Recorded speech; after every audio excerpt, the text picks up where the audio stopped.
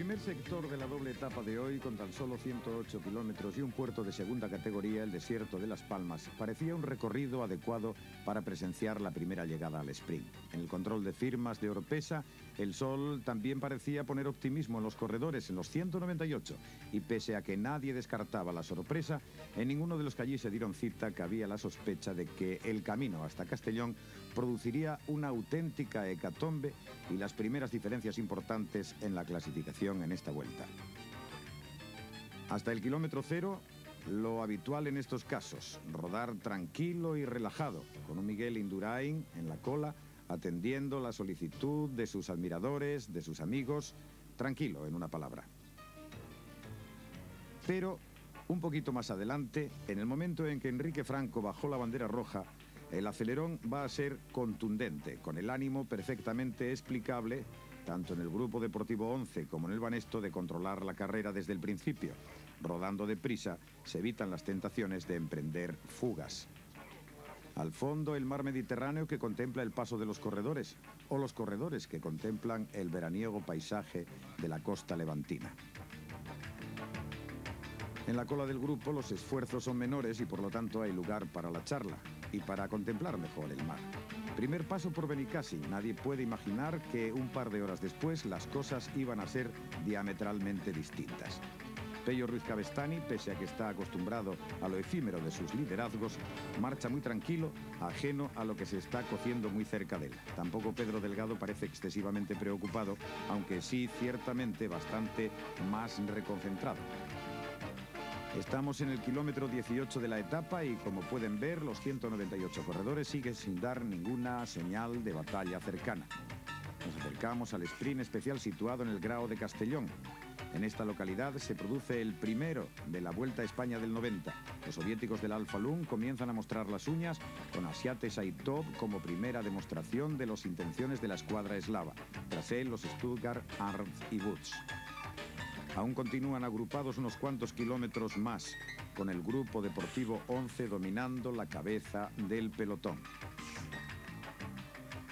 La vuelta discurre ahora por carreteras comarcales más estrechas, flanqueadas por naranjales y limoneros, pero que puede ser proclive a la fragmentación del pelotón.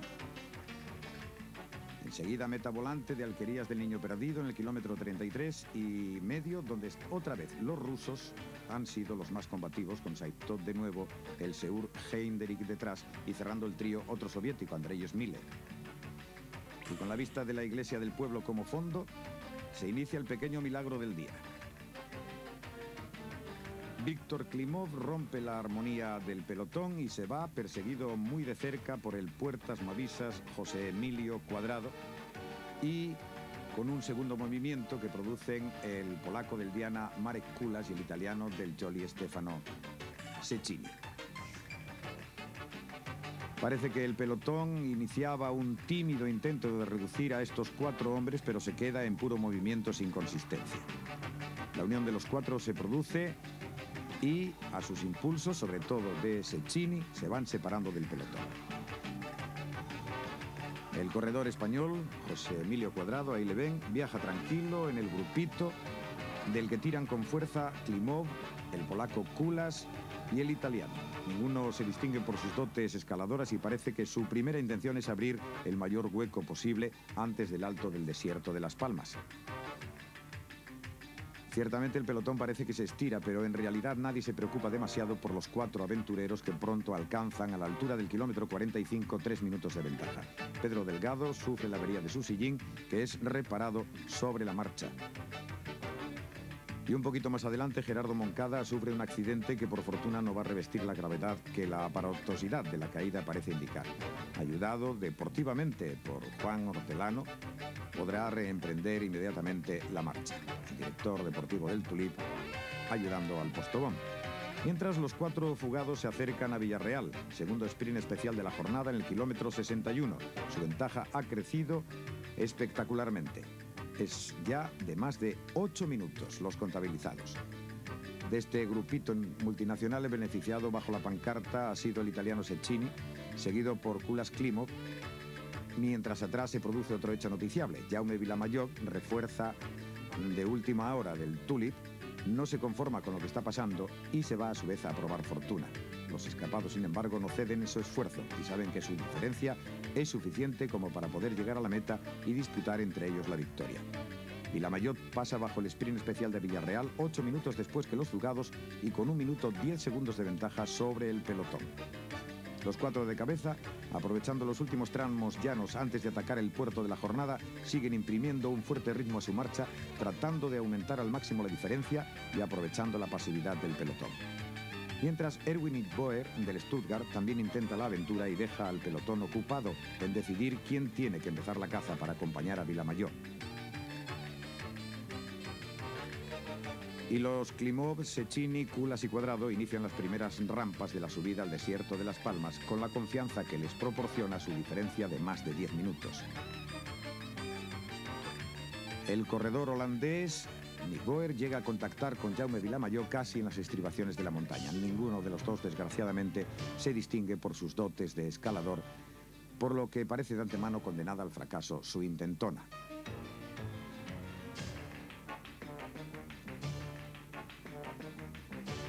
El conformismo en el pelotón, pese a esporádicos estiramientos, más producidos por las estrecheces de la calzada a veces que por impulsos en la cabeza, continúa su marcheta sin recortar ni un segundo las diferencias. Los escapados suben con una relativa facilidad. La vertiente por la que se ha atacado el obstáculo no es la peor de las dos, ni mucho menos, ni parece que en una etapa tan corta pueda hacer demasiada mella. Enseguida van a pasar bajo la pancarta del Premio de la Montaña con el polaco Marek Kulas en cabeza, seguido por Víctor Klimov, Emilio Cuadrado y Cecchini. El ruso, por su historial, parece y evidentemente es el más peligroso de los 4. Y inician el descenso hacia Benicàssim recuperándose del esfuerzo realizado en la subida. Nigboer y Vilamayot, mientras tanto, han cedido terreno a pasos agigantados. Sienten ya el aliento del pelotón tras ellos y las fuerzas les abandonan. El campeón amateur de la Unión Soviética y doble ganador de los 100 kilómetros mundiales en versión aficionada, el ganador de los sprints especiales en La Rioja y Cataluña, que es Emilio Cuadrado, el polaco y el italiano, descartada ya la posibilidad de ser capturados, se dedican ahora a mantener su ventaja y a sopesar las posibilidades de inmediato futuro. El pelotón asciende agrupado hacia el alto del desierto de Las Palmas, pero no excesivamente veloz, al ritmo que marcan los colombianos. El mar de Benicàssim, que antes tuvo oportunidad de acoger en su paisaje a 198 corredores juntos, ve ahora con el mismo asombro que cuanto seguíamos la carrera el paso de 4 solitarios y valientes aventureros. Erwin Nigboer y Jaume Vilamayot apuran los últimos minutos de su aventura. El proyecto está a punto de morir. A pocos kilómetros del alto, son finalmente absorbidos por el gran grupo del que se han descolgado algunas unidades a las que ha empezado a atragantárseles la montaña. Cuando los componentes del pelotón principal aún no han alcanzado la cima del paso de la montaña, los 4 fugados se encuentran a apenas 15 kilómetros de la llegada. Los relevos los llevan a cabo con una cierta naturalidad y continuidad. En el alto, mientras tanto, se produce un mínimo sprint en el seno del pelotón para hacerse con los pocos puntos que quedan. Son para Lucho Herrera y su compatriota Juan Carlos Cadena. Y esta bella panorámica nos permite observar la majestuosa grandeza de este único puerto en la etapa de hoy. Los 4 fugados se encuentran a 5 kilómetros de la llegada y sus diferencias no se han alterado apenas.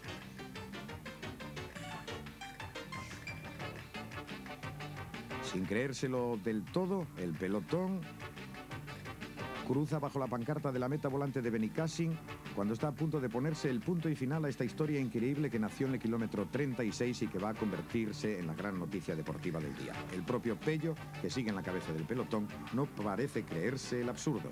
Un absurdo permitido con la connivencia del grupo deportivo Manesto. Sprint final y observen ustedes la magnífica acción del corredor español Emilio Cuadrado, cómo se va a colar por la derecha y ganarle la acción casi sobre la misma raya al corredor polaco Kulas y al soviético Klimov, mientras que Cecchini ocupa la 4ª posición. El pelotón mucho más atrás, a 5 kilómetros, está a 8 minutos. También se prepara para el sprint con los velocistas tomando posiciones. Y en el largo sprint que se produce va a ser una vez más el poderoso Germán Oriental Uber-Rap el que imponga su autoridad a los Heinderich, Wittnants, Jalaber. Han tardado 8 minutos y 6 segundos más que los 4 fugados en cubrir los 108 kilómetros de la etapa. La bella victoria de Emilio Cuadrado, pero sobre todo la sorpresa de un nuevo líder que por su trayectoria como aficionado empieza ya a inquietar a las figuras, dada su ventaja, es el tema de conversación en la meta de Castellón. Víctor Klimov, un soltero de 25 años, ha sido campeón del mundo de los 100 kilómetros por equipos, en una ocasión y 2 veces subcampeón. Es el campeón individual de la URSS. También consiguió, por otra parte, una medalla de bronce por equipos en los campeonatos de Chambéry, en los campeonatos del mundo del pasado año. Un palmarés impresionante que deberá hacer recapacitar a más de uno. Y ahí está Emilio Cuadrado. Todo estaba preparado para que este jersey amarillo lo siguiese luciendo Pello Ruiz Cabestany. Sin embargo, la inesperada fuga en el primer sector de la mañana ha hecho que Klimov, que estaba a 35 segundos de Pello, sea el nuevo líder, puesto que la aventajó en 8 minutos. La ceremonia, por tanto, hay que cambiarla. Rafa, un cerrado, ahora.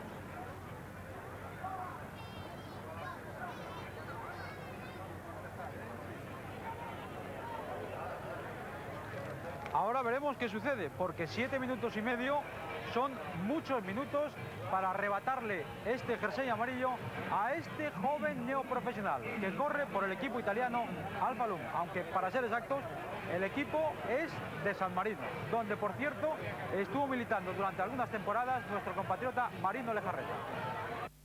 Supongo que todos ustedes estarán preguntando quién es este nuevo líder de la Vuelta Ciclista a España, Víctor Klimov. Pues creo que nadie mejor que él para decirnos exactamente quién es este corredor que ha cogido el jersey amarillo de líder de la Vuelta a España. ¿Quién es Víctor Klimov? Si chiama Víctor Klimov. Io adesso prima corsa in professionista. Questa corsa Vuelta a Spagna, mia prima corsa vicino a grandi corridori.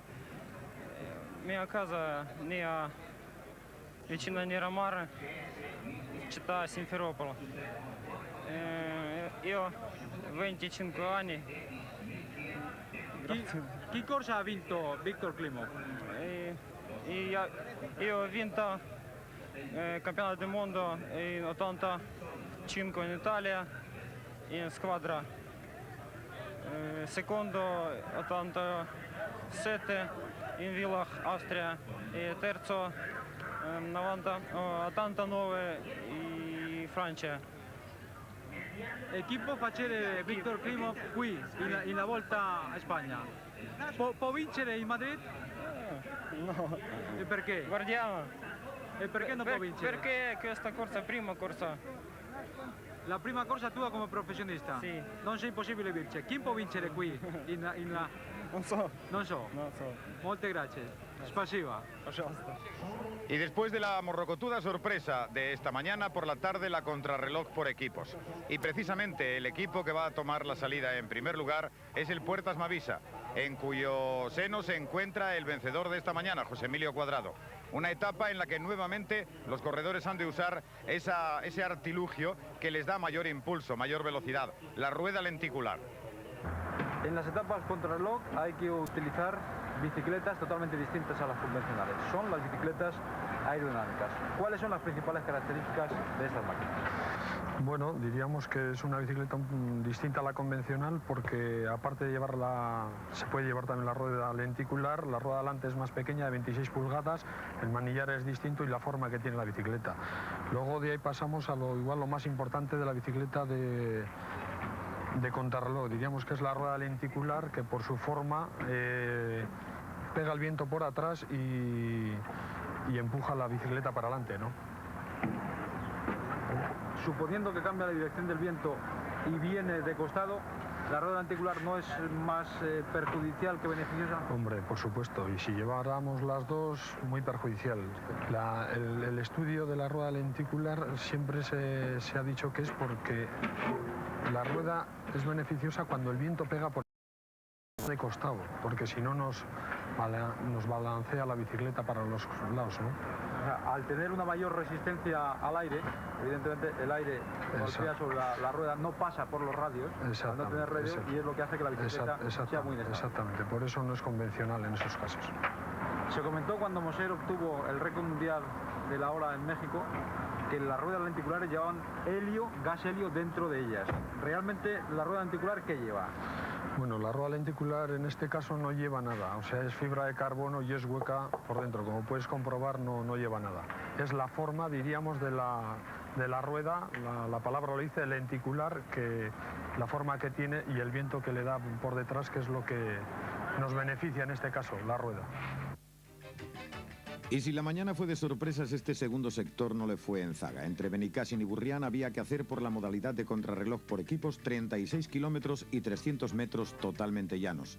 Como antes de salir de Oropesa, había unos claros favoritos para el triunfo que nuevamente erraron en sus cálculos y dieron el fiasco. Banesto fue probablemente el más sorprendente en sus resultados finales. Tanto Indurain como Delgado, Gorospe y compañía han insistido en que no creen haber cometido ningún error en sus cálculos y esfuerzos. Sin embargo, pese a los relevos bien trazados, a la reconocida potencia contrarrelojeadora de algunos de sus componentes y que a ninguno desentonó en la marcha de sus compañeros, lo cierto es que en sus tiempos, cronometrados en diferentes pasos intermedios, dejaban bastante que desear. Al final, tan solo lograrían un 43-13. El BH Maya fue un cúmulo de desgracias casi de principio a fin en esta Vuelta a España recién inaugurada. A la baja de última hora de Cubino ha venido a unirse hoy una serie de caídas en las que se vieron inmersos la mayoría de los hombres de Javier Mínguez. Murialday, Pellier, de Crión, Arribas y Antequera se vieron afectados por ellas y han arrastrado el equipo a un puesto que no responde a la calidad de los corredores que lo componen. 44 minutos y 4 segundos, el cuarto peor tiempo de los 22 equipos. Y han visto ustedes las secuelas de la caída en Joel Pellier. La sorpresa agradable la proporcionó el grupo deportivo Kelme. Pese a su mayoría colombiana, los de Rafa Carrasco han sabido manejar bien sus bicicletas con ruedas lenticulares. La dificultad del manillar de cuernos de cabra y han efectuado sus relevos con precisión y con orden. El Kelme ha obtenido una importante séptima plaza con 42 minutos y 57 segundos, 16 segundos más, o mejor, por debajo del tiempo invertido por el Grupo Deportivo Banesto, que en teoría debe de ser superior en esta especialidad ciclista de la lucha contra el crono al equipo de Rafa Carrasco. Teca respondió en buena medida a las expectativas, y bien tampoco gozó de demasiada fortuna en este segundo sector. Uno de sus mejores llaneadores, Nico Emmons, sufrió una caída que retrasó la marcha del grupo, que posiblemente hubiese conseguido mejorar ostensiblemente su marca de 42-40. No obstante, el equipo santanderino ha dejado constancia de que no se rinda y que habrá que contar con él para las próximas etapas. Por lo pronto, es uno más a ponerle pimienta a la vuelta. Había curiosidad por saber de qué modo el equipo soviético de San Marino iba a defender el liderazgo de Klimov. La 11 tuvo su salida en último lugar. Esta vez sí tenía referencias anteriores, pero las previsiones de Manolo Saiz no funcionaron como ayer. Algunas averías, como esta de Eduardo Chozas, le retrasaron. Pese a ello, los favoritos fue el equipo más regular entre este grupo, cediendo tan solo 10 segundos a los ganadores. No obstante, para ellos puede ser más importante la diferencia obtenida sobre sus teóricamente directos rivales, la agrupación navarra del Banesto. Seur, pese a la anunciada baja forma de Pino, al que una tendinitis en el tendón de Aquiles está haciendo sufrir lo indecible, casi voló sobre la ruta. Los de Maximino Pérez han hecho todo un carrerón, dirigidos magistralmente por los Heinderich, Giovanetti y Quino Hernández. El que más sufrió, sin embargo, fue Matteo Hermans, que descolgado llegaría con casi 5 minutos de retraso a la línea de meta. Un Matteo Hermans que, debido a una afección intestinal reciente, aún deberá esperar unos días para encontrarse en disposición de intentar alguna victoria de etapa. El equipo asturiano del CLAS, que ya últimamente ha demostrado que son de lo mejor que dominan en esta especialidad de la lucha contra el crono en equipos, no fallaron a esas expectativas creadas de antemano. Camarillo fue, juntamente con los Gastón, Mauleón, Echave, Oliveira y compañía, uno de los más destacados y posiblemente de los que más veces tomó el relevo en la cabeza del grupo. Unos relevos cortos y mucho más eficaces que los distanciados de 11 o Banesto, que arrastraron a los discípulos de Juan Hernández a arañar segundos en cada kilómetro de la ruta. 42 minutos 26 segundos, por encima de los 51 kilómetros a la hora consiguieron. Fueron los segundos en una gran carrera y, por supuesto, la primera alegría en la Vuelta a España para los corredores del equipo norteño.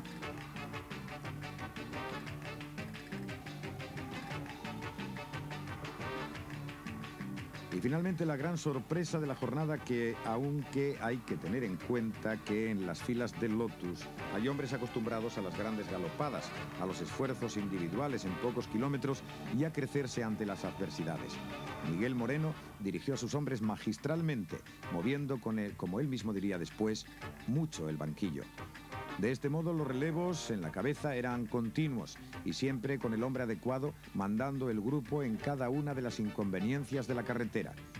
De este modo el esfuerzo estuvo perfectamente compartido y adecuado a las características de cada uno, con lo que el ritmo resultó siempre veloz y continuado, sin un desmayo, y con los Blanco Villar, Laguía, Hernández, Ocaña y compañía dando el do de pecho, en el que se distingue siempre a un rodador de la talla de este hombre, de Luke Zuckerbuck. No podían fallar y no fallaron, con lo que su tiempo en la línea de meta, uno de los primeros registrados por los jueces, de 42 minutos 23 segundos, no iba a poder ser batido por ninguno de los 18 equipos que le siguieron en la rampa de salida de Benicassi. La alegría del conjunto Lotus, ahí está, en la repetición de su llegada a la línea de meta, comandados por Jesús Blanco Villar. La alegría, decimos, ha sido indecible. Probablemente no recordamos que el director del Grupo Deportivo Lotus haya conseguido nunca una victoria por equipos en una prueba de la categoría de la Vuelta Ciclista a España. En el podio, recibiendo los aplausos de los asistentes al final de etapa. Y ahí tienen ustedes al nuevo líder de la carrera. No perdió su jersey el soviético Klimov. Víctor Klimov, 25 años, nuevo líder de la Vuelta a España.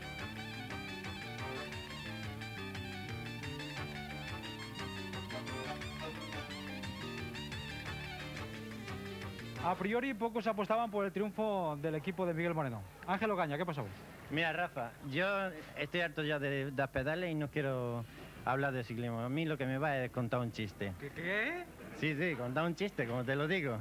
Vamos a ver qué chiste nos cuenta. Esto es de dos amigos que se encuentran y va y le dice uno: oye, ¿sabes que Juan se ha casado con una muda? Se pone: joder, qué suerte, yo me casé con lo opuesto. Bueno, yo no sé, hay que reírse, ¿no? Por cierto, Carlos, creo que hay aquí un corredor al que su madre no lo ha visto en televisión durante muchos años. Dice que si su hijo corre o no corre. José Luis Laguía, ¿corres? No es para tanto, no es para tanto. Corro y además bastante. ¿Que corre bastante? Hombre, ya lo has podido comprobar hoy. Por lo menos hemos ido rápido.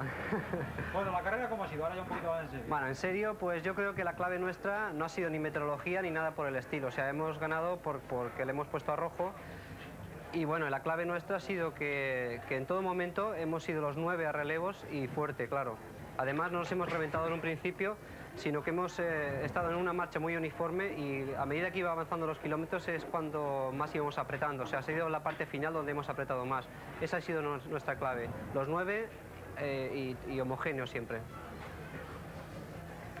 Bueno, pues no sé, supongo que estaréis todos de acuerdo entre los 9, homogeneidad, arrojo, valentía. Está todo el mundo de acuerdo. Bueno, pues muchas gracias, mucha suerte y a seguir.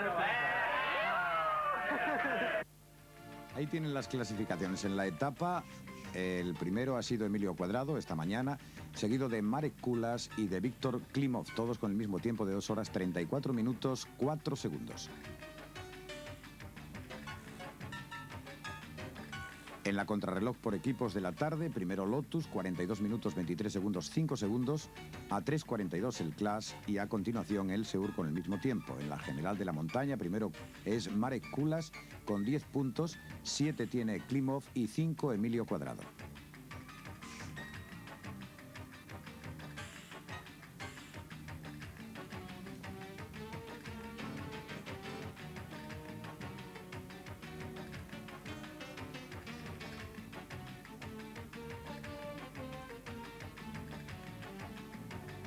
Los sprints especiales los encabeza el italiano Stefano Cecchini, seguido de Saitov y de Kulas. 3 y 2 puntos, 3 puntos para los dos primeros y 2 para el tercero, respectivamente.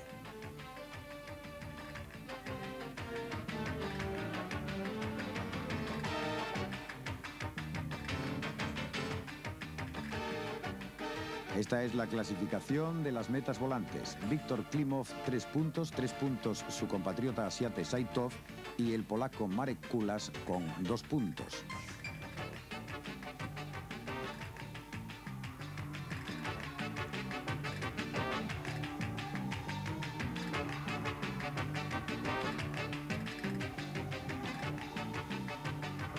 La general de la regularidad, es decir, por puntos, son 25 para Emilio Cuadrado, ganador de la etapa de esta mañana, Pello Ruiz Cabestany, ganador ayer, 25, y Marek Kulas tiene 20 puntos.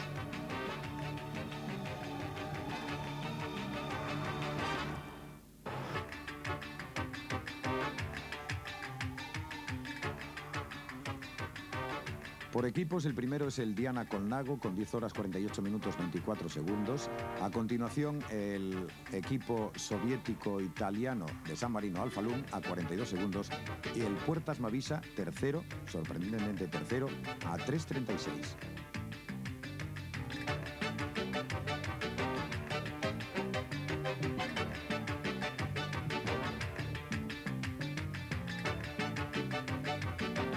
Finalmente, ahí tienen ustedes la clasificación general individual. Primero es el soviético Víctor